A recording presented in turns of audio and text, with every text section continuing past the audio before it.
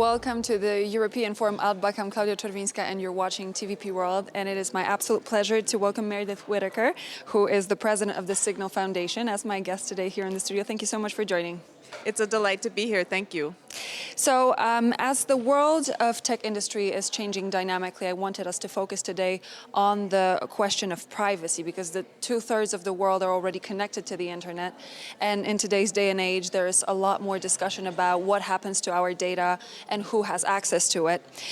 So as we're speaking about the privacy, I wanted to see if those obstacles and those troubles that we're facing when it comes to keeping our privacy can be, we can overcome them. And so let's start with research from the World Economic Forum.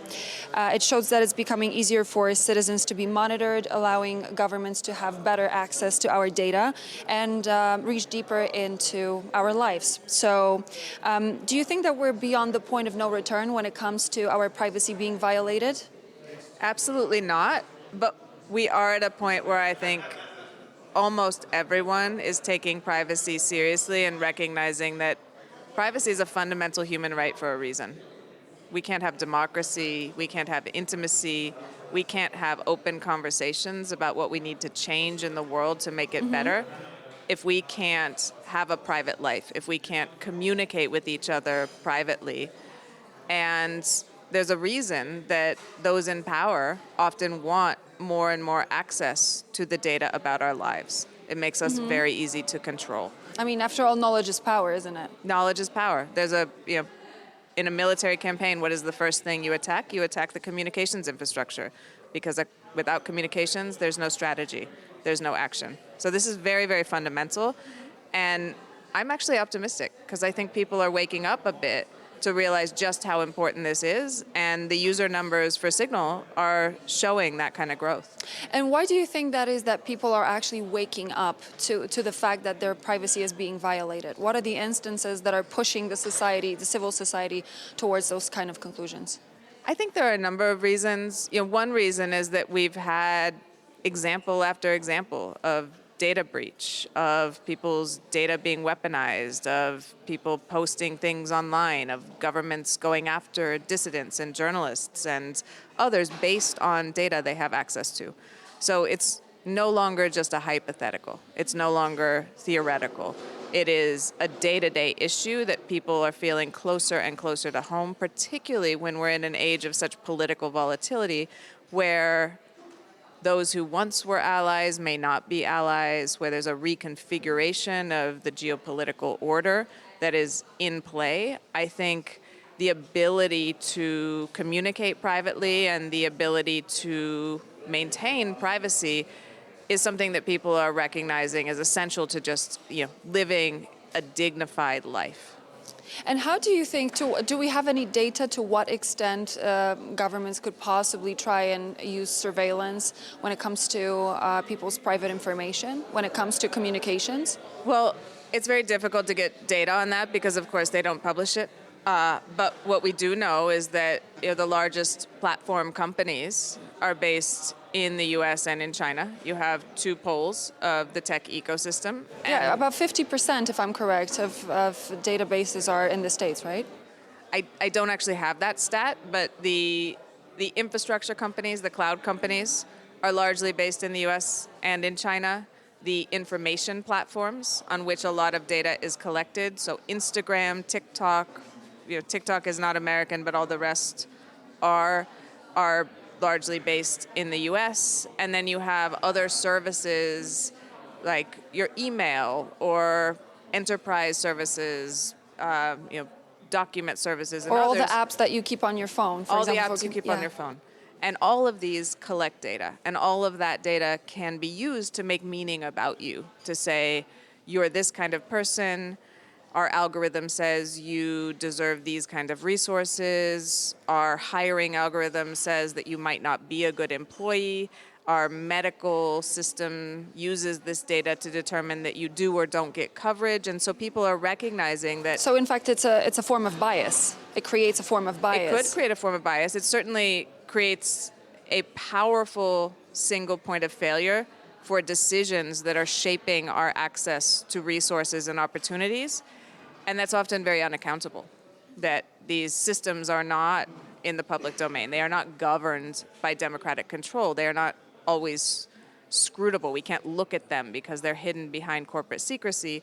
And of course, the interests of the organizations that are running them are not always aligned with the social benefit or the public good. And this is one of the reasons that Signal, as the gold standard in private communications, the only mass-scale platform that is actually upholding this high standard of real privacy, is a nonprofit.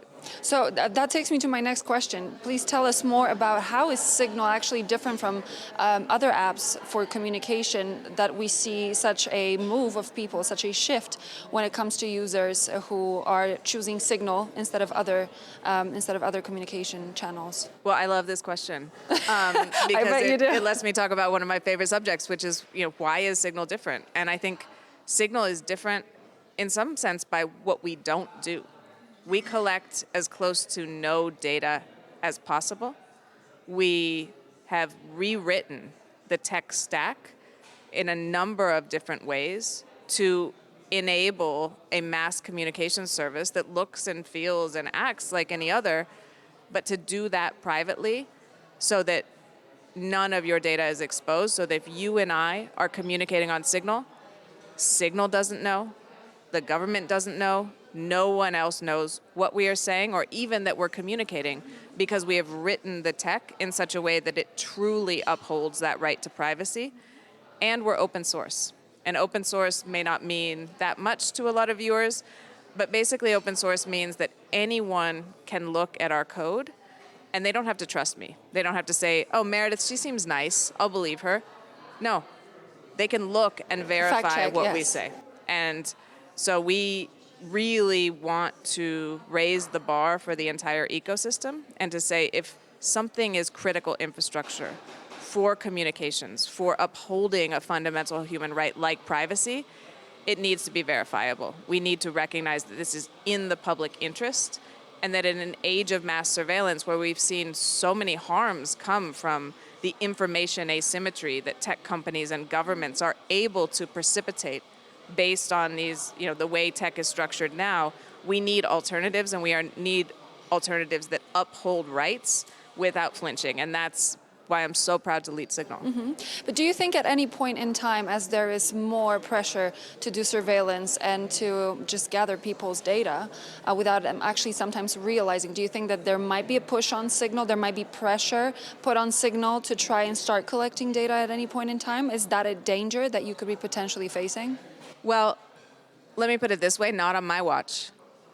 And if we were to cave to pressure, because of course people always want the data, they always want to look inside. There are regulations and laws proposed all the time trying to undermine Signal and the fundamental role it plays in the world.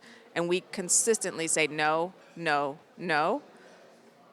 And if we ever decided to make any change that undermined the integrity of our system and the privacy promises we make to the people around the world who rely on us, you'd see it in our code. You would be able to tell that we did that, and you would be able to call us out on it. So we also have the immune system of open source, making sure that we're not able to even sneakily implement changes that could undermine privacy. So it's quite transparent because you just have access that you can potentially check and see that there is a code that stores anyone your in the data. world can check, and they do very regularly. So, we would rather, and we've said this in relationship to the chat controls legislation that's happening, continually debated at the European level, which again represents a kind of magical thinking that you can both eliminate privacy and maintain privacy, which is obviously not possible. One excludes the other. One excludes the other, of course. But we would rather leave a market than undermine the fundamental privacy guarantees that make Signal so special and imperative in this ecosystem. And quite unique at the same time when you think about it. You rang the alarm in July in one of your articles about the Agentic AI, and you said that it's a massive privacy threat. What is Agentic AI, and why is it so dangerous for our privacy? Well, that is a great question. I think Agentic AI is, in some ways, it's kind of a brand name. Things that used to be called assistants are now called Agentic AI. Agents is sort of the new trend in AI.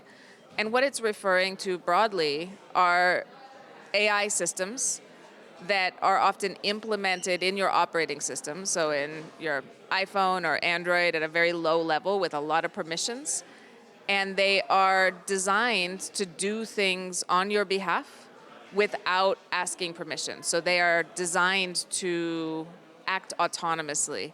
So an example that I've given is an agent will, do something like find a restaurant for you and your friends, book a reservation at the restaurant, look at your calendar to make sure that booking works, and then message all your friends to say, hey, Saturday night, we're going to this nice restaurant. That sounds pretty benign, right? And I guess... And pretty comfortable for some people. Right. You don't have to take the responsibility. Right. You can just curl up in a ball because you no longer have to actually do anything. It's all done for you. But the issue is that to do that, of course, the agent, this system that has a lot of permissions, has to have a lot of access to data. It has to be able to access your calendar. Know a lot about you. Know a huge amount about you. It has and about the restaurants you like. The restaurants you like. What else is on your calendar? Who's in your contact lists? If you're using Signal in a hypothetical world, the agent would need to be able to open Signal, text people on your behalf, and then pull data out of Signal into some data pool or another, which would make it vulnerable for attack. So when we take the story of agents away from the fairy tale, from the magic genie in a bottle that is going to solve all of life's problems so that we can sit in a hammock and sip fruit juice all day, into the real world of technical systems and the devices that we run, what we see is something with a huge amount of data access, with a huge amount of permissions that is going to be acting in ways that we're not really monitoring or checking, that pose a fundamental challenge and threat to apps like Signal in our ability to maintain the robust privacy guarantees that we make. And this is not trivial. We know militaries around the world, human rights workers, dissidents, whistleblowers, you name it, rely on Signal. We are the only mass-scale communications platform that provides the level of privacy we do. And if we're undermined structurally by the reckless deployment of agents, yeah, we may all get a restaurant booked for us, but we have just eviscerated a fundamental human right and made all of our technical systems much more vulnerable to attacks that ultimately destabilizes governments and economies across the board. When we look at the US and when we look at Europe, there are definitely some contrasts when it comes to the privacy sector, when it comes to development of AI. And I earlier today spoke to one of our guests who said, it's actually Professor Meissner who told me that Europe works different from the US in the sense of developing, for example, AI, first working on the legislation and then allowing the process to continue when it comes to development. Whereas in the US, you start with the development and then you start thinking about the legislation. Do you think that this is the right approach to developing new technologies, new systems, working on AI? Which approach do you think is better? The one where you start with the development of some sort of technology and then you follow with the legislation, or you start thinking about the legislation first? I might reject that framing. I think that we would need to very carefully define AI. And I think, in a sense, when you hear that paradigm, Europe looks at legislation, then development, there's a way that it's ultimately saying, Europe is behind because it overregulates. I think we need to look at history to recognize how the tech ecosystem developed out of the US. You can look at the mid-century investment by the US government into the development of computation and basically the internet, the networks that in the 1990s were then turned over to the private sector with a huge amount of state backing in the US to develop a commercial internet that was then normalized around the world with US standards and a US paradigm at its center. And so the US got a head start in terms of commercializing a lot of these infrastructures and developing a business model out of which AI emerged. AI is built on these massive platforms. It requires huge amounts of data, often data that is gathered by the big tech companies because they are the ones who have Facebook or Instagram. They can pull in all of that data. They have the infrastructures, the servers, the GPUs, these very, very expensive data centers that can be used to train these models, and they have the access to markets. So you can implement AI through your cloud services and then license GPT or other AI models to third parties. But there's a very complex history and political economy behind that that isn't simply a difference in regulatory timing. And if you look at European regulation, things like GDPR are clearly AI regulation. They govern data and access to data, which is a fundamental cornerstone of AI. But GDPR wasn't thought of as AI regulation. So I think there are, was that regulating before AI or not before AI? We really need to break these things down into particular parts and have a bit of a longer view of the history of tech and the commercialization of the tech industry before we frame out a paradigm in which the problem Europe is facing is that it simply regulates first and then develops after. I think there's a much more complex dynamic at work that can't be so easily explained. And as my final question, I wanted to go to one of the quotes by you. You said, Silicon Valley is no longer home to the tech's hottest innovation. So what about Europe? What about some other emerging markets? Where would you place that hotbed of technology right now? Well, I think what's happening in Silicon Valley is an entrenchment of the status quo.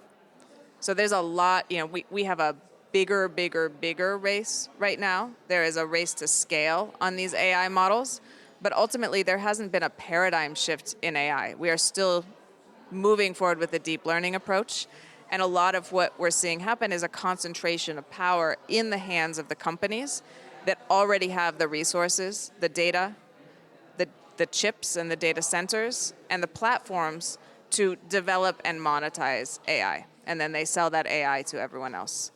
Where I'm seeing real innovation is, not to be too close to home, but in things like Signal, where we're asking different questions and giving different answers around what tech could be. We're saying, we want communications, but we want to do this privately. So we are going to reinvent things. We are going to answer questions that don't have answers yet, and then implement them so we can build tech that is actually different. So finding your niche. Finding your something niche. that the customers are looking for as well. Well, and thinking, what is the world we want to build? We want a world in which rights are respected. We want a world in which people can access the resources they need. We want a world in which democracy thrives. Start there, and then ask the question, what kind of tech do we need to enable that world? Do we have tech that is amenable to democratic governance? And if we don't, how do we create that? Do we have tech that upholds the right to private communication across the board? Well, we have some, we have Signal, but how do we develop more? Those are incredibly exciting questions that invite huge amounts of innovation. There is a green field out there that we get to, think around and plant and cultivate. We don't have to play by the rules set by the monopolies. You just want to design your own rules. We want a beautiful world in which we all have a good life. And whatever rules get us there, that's what we're going to play by. Thank you so much. Meredith Whittaker, president of the Signal Foundation. Thank you so much for joining me once again. Lovely to be here. Thank you. Thank you. And so this would be all for now. I'm Klaudia Czerwińska. Thank you so much for watching, and please do stay tuned here on TVP World.